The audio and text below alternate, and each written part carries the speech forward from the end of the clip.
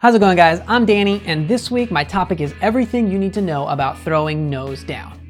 Throwing nose up is one of the most common problems I see, and I believe it comes from throwing catch discs with the real wide rim because those generally fly better thrown nose up. But golf discs with the real beveled edge fly a lot better if they're thrown parallel to the ground rather than angled upward. Some common symptoms of throwing nose up are drivers and mid-ranges flying the same distance. And that's because when thrown nose up, a driver and a mid-range have very similar profiles, so you're not going to get that big of a difference out of the flight. Another problem is not being able to throw discs faster than about a speed 9. This is because high-speed discs are generally more sensitive to the nose angle, and they'll sky out, but 9-speed discs and below are very controllable. I'm a firm believer that even if you have a low arm speed, if you can get the nose down, drivers will still fly amazing for you, even the high-speed drivers if they're not living up to their full distance potential. Another symptom of throwing nose up is an air skip at the end of the shot. If you've ever watched a throw from behind that comes out low and skips and rides up like this, it's because the thrower is throwing nose up and is compensating for this by aiming at the ground. Now, the number one cause of throwing nose up is muscling. Now, what I mean when I say muscling is trying to use brute force or big muscles to throw the disc, when actually staying loose and focusing on finesse will yield better results almost every time. Generally, in a muscled throw, the reachback isn't fully committed because the body's too tense to turn the shoulders all the way away from the target. And in the pull, the forearm comes really close to the chest and the elbow is down. That means the disc is getting pulled by the front here. And as it comes to the release, it just pops up. So to fix this, the first thing I recommend is turning the shoulders all the way away from the target in the reachback, being able to extend the disc straight behind you. And then for the pull, make sure you get your hand on the outside of the disc and the elbow up.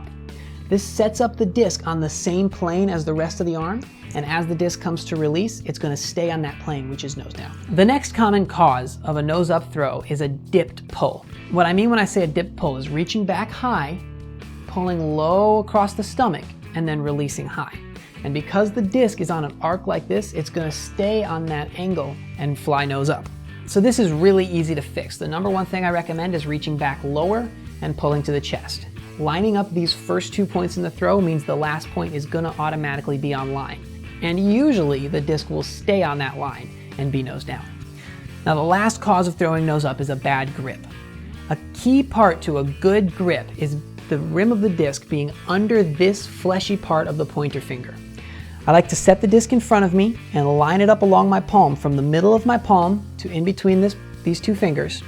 And then I wrap all my fingers around and I grip it hard. You can use 2 fingers or 3 fingers, but as long as the grip is good and solid and it's underneath this part of the finger, the grip isn't going to be an issue causing nose up. It is important to flex the wrist down a little bit at the release to make sure that the disc comes out nose down. So those are the most common reasons why people throw nose up. Now, getting discs to fly nose down is awesome because discs fly farther, they're more controllable, both distance-wise and for the height. Because if the disc is coming out and flying as it's intended, it's going to fly better. The winner of last week's giveaway is listed in the description. I have contacted them via email. Next week, I might not have a video. I'm driving down to the Nick Hyde Memorial in Rockwall, Texas, and that gets done on Sunday. So I might not have time to do a full release like I normally do.